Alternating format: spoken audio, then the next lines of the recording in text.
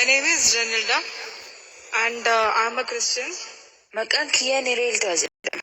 Ani hordoftuu amantii kiristaanaati.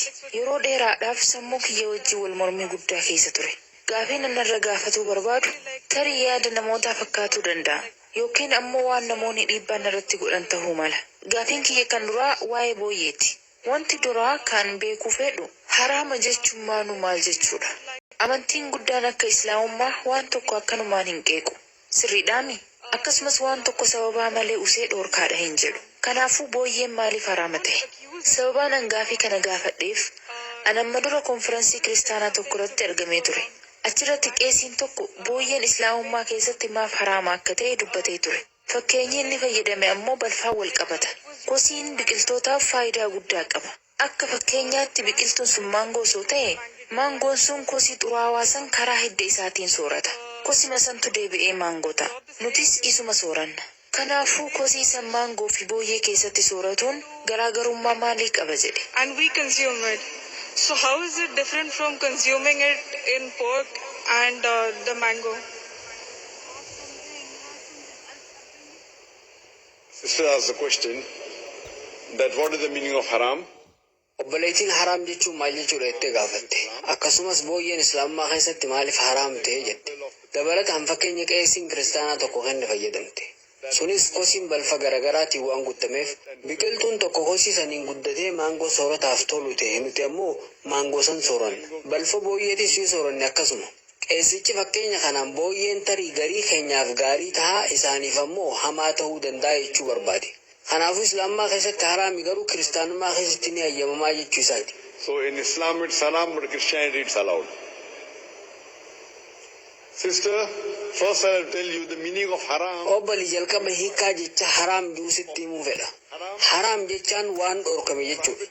Islaamummaa keessatti haraam jechuun waan hin hayyamamne kan dhoorkaa ta'e jechuudha. Amma fakkeenya qeessiin kee fayyadame san eegasiif deebise booda gara sababaa dhugaa kan booyyeen maaf haraama ta'e deebi'a. Dubbiin qeessichaa kosiin baay'ee xurii fi balfa garaagaraatiin guutamaadha. Kosiin sun biqiltuu saniif faayidaa guddaa qaba. Wayita biqiltuun sun guddatus maangoo nuuf kennee sooranna. Kanaafuu tarii musliimotaaf haraama ta'uu danda'a. Garuu warra kiristaanaatiif gaariidha jechuu barbaade. Kosiin ilma namaatiif hamaa ta'e biqiltootaaf ammoo gaarii ta'uu danda'a.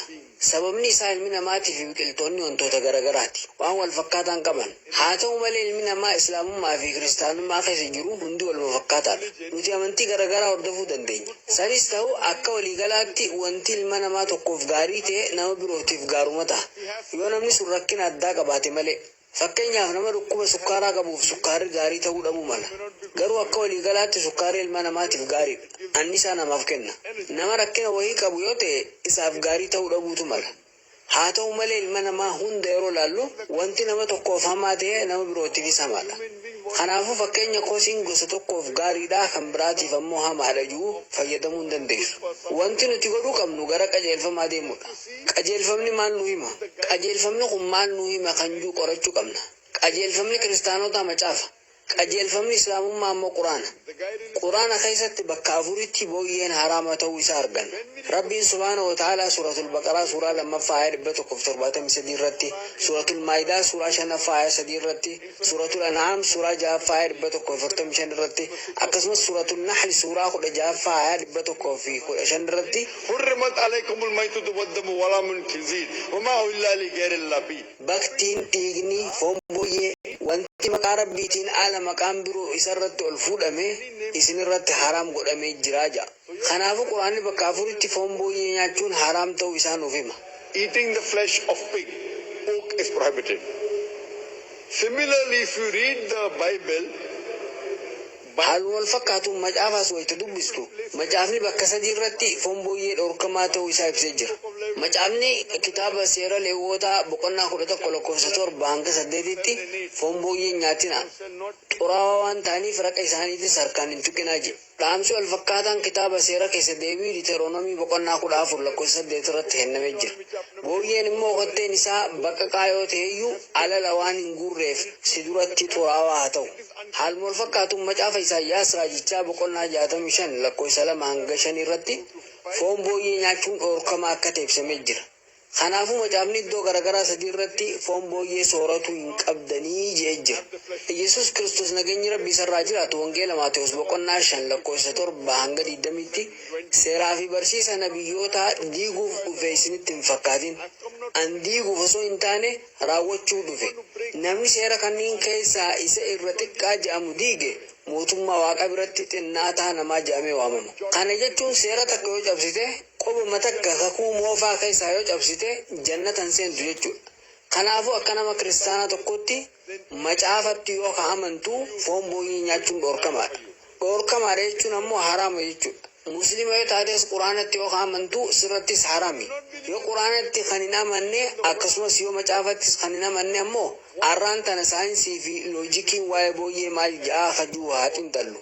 Akka saayinsiin arraan tana nutti himutti foon booyyee soorachuun dhukkuba hanga 70 ta'aniif nama saaxiluu danda'a. Carraan namni foon booyyee nyaatu dhukkuboota 70 kanaan qabamuuf qabu haalaan bal'aadha. Dhukkuboota raama garaatiif nama saaxilan hedduun qabamuutu mala. Isaan kanneen keessaa inni irra hamaan isa teepoorm jedhamu. Tiiniyaasooleem jedhamuunis ni waamamu. Garaacha keessa kan qubatu yoo ta'u haalaan dheeraadha. Foon booyyee sana osoo sirriitti danfistee bilcheessiteeyyuu hanqaaquun tiiniyaasooleem sun hin du'u. Garaacharraa ka'uun karaa ujummoo dhiigaatiin qaama ilma namaa hunda keessa seenuu danda'a. Ija seenee ija namaa jaamsuu danda'a. Onnee seenee dhukkuba onneetiif nama saaxiluu danda'a. Sammuus seenee sammuu keenya miidhuu danda'a. Wayita ati mana yaalaa dhaqxee qoratamtee dhukkuba kanaan qabamuu beektu qaamni kee akka deebi'ee fayyuu hin dandeenyetti miidhamee jira. Dabalataan arraan tana saayinsiin akka nutti himutti foon booyyee cooma garaa keessa jiru nutti dabala malee irree qaama keessa jiru nu hin dabalu. Sababa kanaaf namoonni hedduminaan foon booyyee sooratan cooma garaa yookaan borcii qabu. Arraan tana saayinsiin akka dubbatutti namni foon booyyee sooratu dhukkuba artirookiloojiyaa jedhamuun qabamuuf carraa bal'aa qaba. Akkasumas yoo foon booyyee walitti fufinsaan soorate carraan rakkina dhiibbaa dhiigaatiif saaxilamuu haalaan bal'aadha. Sababa kanaaf arraan tana Ameerikaa keessatti lammiileen Ameerikaa 50 ol ta'an rakkina dhiibbaa dhiigaatiin miidhamaa jiru. Sababni isaa hedduun isaanii warra foon booyyee sooratan waan ta'aniif.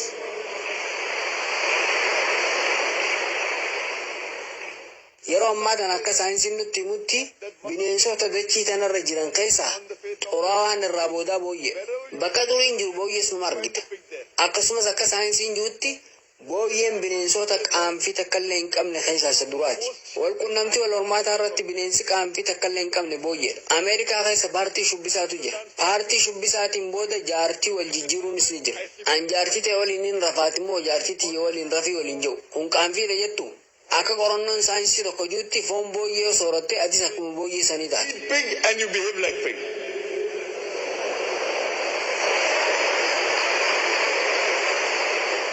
Kun deebisaa siif taajee yaada obboli. Eeyyeen sirritti. Gaafiin itti aansee gaafadhu waa'ee parasaadii fi chenameraatii bakka sagadaatti kennamuu wal qabata. Inni kun isa warra musliimaa irraa garaagarummaa maal qaba? Warri musliimaa wayita hajji irraa deebi'an timiraa fi bishaan zamzamaa qabatanii deebi'an. Kanaafuu musliimoonni parasaadii fi chenameraat fudhatuu maaliif dhiisan? So why is it like Muslims have to stop themselves from having the prasad or taking the charnamrit? How is it different? Sister asked a very good question. She is saying that when Hindus go to temples, Obboleettiin gaafii gaarii gaafatte. Warri Hinduu wayita gara mana sagada isaanii dhaqan parasaad kennu. Musliimoonnis wayita hajjiif deeman ammoo timira kennu. Garaagarummaan isaanii maalii jaa gaaffiin ishee? Garaagarummaan isaa parasaad jechuun soorata gooftaa jaamaatti kennama. Akka amantii Hinduuzimitti warri Hinduudhaa gara mana sagada isaanii dhaqanii soorata waaqa isaaniif kennan. Rabbi Quraana keessatti suuratul An'aam suuraa 6 ayaa 14 irratti Rabbi nama hunda nyaachisa malee kan nyaatu hin taane jedha. Nuti ilmaan namaa akkamitti Rabbiif soorata kennina? Dabalataan Quraanni bakka garaagaraa afuritti jechuunis aayaalee duratti isiniif tuqe suuratul Baqaraa suuraa 2 ayaa 173 irratti, suuratul Maayidaa suuraa 5 ayaa 3 irratti, suuratul An'aam suuraa 6 ayaa 145 irratti, akkasumas suuratul Nahl suuraa 16 ayaa 115 irratti baktiin dhiigni foon booyyee wanti maqaa Rabbiitiin ala maqaan biroo isarratti ol fuudhame isin irratti haraam godhamee jira. Kanaafuu soorata maqaa Rabbiitiin ala maqaan biroo irratti dubbatame nyaachuun musliimoota irratti haraami. Musliimoonni wayita gara hajji yookaan umraa dhaqanii timira sadaqatan. Kun kan Rabbiif kennamu hin jedhan. Akkuma beekamu timirri muduraa Saudi Arabiyaa keessaa isa ijoodha. Kanaafuu wayita gara Saudii dhaynu timirri akka kennaatti nuuf kennama. Namni timirri kun rabbiif kenname jechaa kennu hin jiru. Timirri albuudota hedduuf keessaa qaba.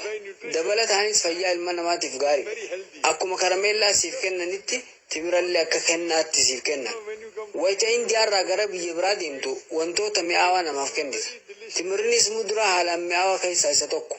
Akkasumas soorata Saudi Arabiyaa keessaa isa ijoodha. Rabbiin waliin hidhata tokkos hin qabu. Wayita kennamus waan kana rabbiif kenname jechaa namni kennu hin jiru. Warri Hinduu timira waaqa isaaniitiif kennanii kumpiraasaadhi yoo jedhan timira san sooratuun haraamata. Kanaafuu namni tokko timira tokko irratti maqaa rabbiitiin ala jiru yoo dhahe timirri sun haraamata. Kun garaagarummaa musliimaa fi Hinduu gidduu jiru. Nuti musliimoonni rabbi sooratatti hajama dubbii jettutti dhaman. Nutu sooratatti hajama. Deebisaa siif kenna jeetii yaada obbali. Eeyyeen galate. Do you have any other questions? Yes, yes.